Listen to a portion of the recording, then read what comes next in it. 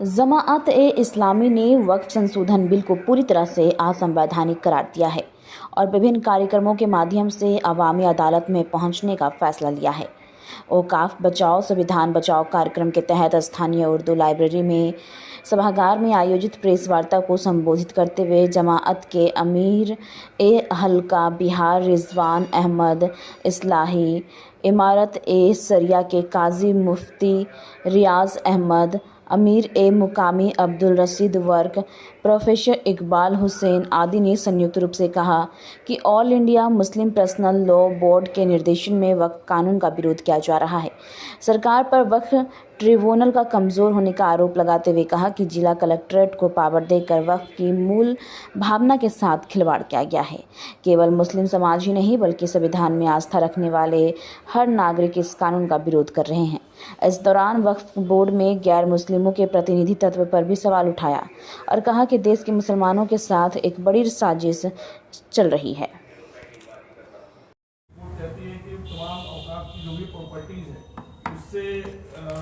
Revenue generate किया जा सकता है, लेकिन ये रेवेन्यू जनरेट हुआ नहीं। इसके लिए क्या किसी मुस्लिम इदारे ने या किसी संगठन ने इससे पहले आवाज़ें क्यों नहीं उठाई? जी, ये जो मेरा मानना ये है कि इससे इतना रेवेन्यू जनरेट होना चाहिए था जो एक किसी स्टेट का सालाना बजट होता है, हो सकता है अभी भी जितनी बड़ी प्रॉपर्टी है।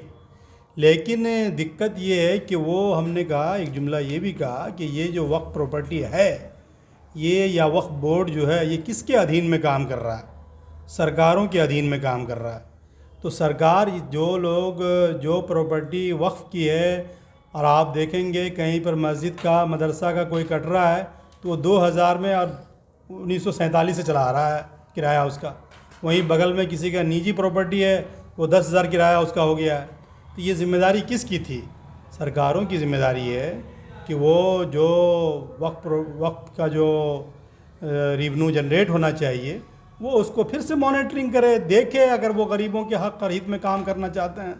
हमें तो यही एतराज़ है ना कि प्रॉपर्टी वक्फ की है, सरकारों के पास ये अमानत है, सरमाया मुसलमानों का है। ये वक्फ जो है मुसलमानों के पूर्वजों ने गोया ज़मीन जायदाद जो है वक्फ किए थे गरीबों के, मिस्किनों के, मुसाफिरों के और आम ज़रूरतमंदों के भलाई के लिए। वो जनरेट नहीं हो रहा है तो ये ज़िम्मेदारी तो सरकार की है ना। तो जिस तरह से और चीज़ों के बारे में सरकार फ़िक्रमंद है, इनको फ़िक्रमंद होना चाहिए, वक्फ बोर्ड को पावरफुल बनाना चाहिए। खुद ये भी सरकार का भी एतराफ़ है, JPC का एतराफ़ है, सच्चर कमेटी का एतराफ़ है और हम लोगों का भी एतराफ़ है कि जो मुतवल्ली हैं, जो वक्फ बोर्ड के जो गोया ज़िम्मेदार लोग रहे हैं, खुद सरकारों ने बहुत सारे ज़मीन को कब्ज़ा कर रखा है। तो वो तो सरकार की ज़िम्मेदारी है ना कि वो उनके कब्ज़ा छुड़ाएं वो।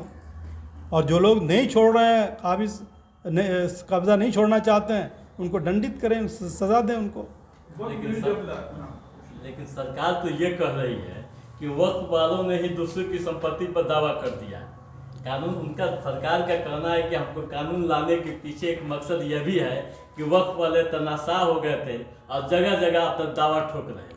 इसकी ये जो बात कही जा रही है, इसकी कोई दलील अगर हो तो बताएं कि कहीं पर जाकर के वक्फ बोर्ड ने हाथ रख दिया हो और ये ज़मीन उनकी हो गई हो।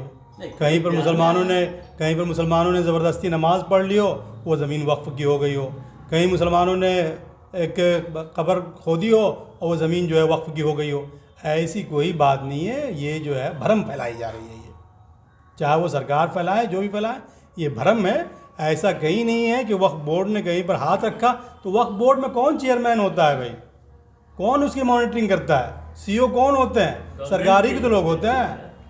वो आज के दिनों में जो अयोध्या जब संगम में चल रहा तो वहाँ भी तो एक मौलाना का दावा आया था कि वक्फ की ज़मीन। वक्फ की ज़मीन हम कह रहे हैं कहाँ है मुझे नहीं मालूम है, लेकिन ये सरकार की ज़िम्मेदारी है कि वो तमाम की तमाम जायदाद को, तमाम ज़मीनों को वो जहाँ भी काबिज़ है वो उसको छुड़ाएं। वो हम तो ये बात कह रहे हैं। लेकिन जो ज़मीन है अभी उसको कानून बना करके आप जो है खुर्द-बुद करना, कानून बना करके उसको बर्बाद करना, कानून बना करके उन पर लोगों को गोया हाथ साफ करने का मौका फराहम करना, ये तो और भी किसी तरह सही नहीं। और ये जो कानून बना है ना, इस कानून के बाद तो जो रही सही वक्फ की जायदाद है वो भी बड़ी आसानी से चली जाएंगी। सरकार ये भी दावा कर रही थी कि वक्फ में बहुत सारे घोटाले हुए हैं, मतवली से लेकर उसके चेयरमैन तक पैसा खाए हैं वक्फ पे, इसलिए हमने ये कानून सख्त लाया।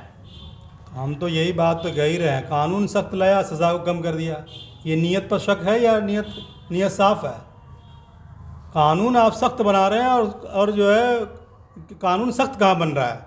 जो लोग काबिज़ हैं उनकी सज़ा को आपने कम कर दिया, वक्फ ट्रिब्यूनल को आपने ख़त्म कर दिया। आपने गोया कह रहे हैं कि हम कब्ज़ा छुड़ाना चाह रहे हैं और जो है ऐसे कानून लाया जिस पर और भी कब्ज़ा बढ़ जाएगा लोगों का। ये तो जितने लोग काबिज़ हैं उनका कब्ज़ा और बढ़ जाएगा। और हमारी तो शिकायत ही यही है कि भाई अब तक जो है वक्फ बोर्ड सरकारों के अधीन में काम कर रहा है, तो सरकार में जब ऐसे लोग थे वो खुर्द-बुर्द किया, उनको सरकार क्यों नहीं मुजरिम बनाती है? जमात इस्लामी की अगली रणनीति क्या है सरकार पर दबाव बनाने के लिए? अब जब ये कानून बन गया है, जमात इस्लामी नहीं, तमाम मुल्क के दीनी मिली जमात, मुस्लिम पर्सनल लॉ बोर्ड और ख़ुद इस मुल्क के जितने भी गोया इस कानून के ख़िलाफ़ जो लोग हैं, सब लोगों के पास दो ही रास्ते रह जाते हैं। एक रास्ता तो अदालत का रास्ता है जिसके दरवाज़े खटखटाए जा रहे हैं और वहाँ सुनवाई भी शुरू हो चुकी है, और दूसरा रास्ता जो है अवामी अदालत का है, जिसके लिए आप लोगों को बुलाया गया है। हम राय अम्मा हमवार कर रहे हैं, लोगों के पास जाएंगे, आवाम के पास जाएंगे, खवास के पास जाएंगे, लोगों को बताएंगे कि ऐसे यहाँ कानून है। इस मुल्क में गोया सरकार को आवाम मुंतखब करती है, तो अवामी अदालत जो है वो बहुत बड़ी अदालत होती है। तो अवामी अदालत के दरवाज़े हैं, हम खटखटाना शुरू कर दिया है मुस्लिम पर्सनल लॉ बोर्ड ने, दीनी मिली जमातों ने, और ये पूरे मुल्क में, पूरी रियासत में, हर जगह ये बातें आवाम के दरमियान जमहूरी तरीके पर, पुरअमन तरीके पर, लीगल तरीके पर हम ले जाएंगे, और मुझे तवक्को है कि ये सियाह कानून जो है वापस होगा। तो इस वक्त के नाम पर आंदोलन की बात आप कर रहे हैं कि जनता की अदालत में जाएंगे, लेकिन क्या उसके नाम पर जो हिंसा हो रही है क्या वो वाजिब है?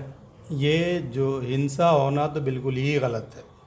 हम किसी भी हाल में अमन व अमान को पामाल नहीं कर सकते। ये इस्लामी तालीमात के भी ख़िलाफ़ है और ये किसी तरह से इसकी इजाज़त नहीं जा सकती, और किसी ने हमारी तरफ से ये इजाज़त नहीं दी है।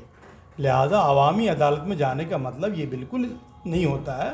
अवामी अदालत में जाने का मतलब होता है कि लोगों को हम समझाएंगे इस कानून की ख़राबियाँ क्या क्या हैं, इसमें क्या क्या आपत्तियाँ हैं, इसके शिक जो है कहाँ कहाँ हमारे मुल्क के आइन से टकरा रहे हैं, कहाँ कहाँ ये इस कानून के बनने के बाद जो है वक्फ प्रॉपर्टी को खुर्द-बुर्द करने का मौका मिलेगा, कहाँ कहाँ ये हमारे हिंदू मुस्लिम एकता को तोड़ने वाला है। तो ये इन तमाम चीज़ों को अवामी अदालत में ले जाएंगे, राय अम्मा हमवार करेंगे, अवाम खुद इंसाफ करेगी।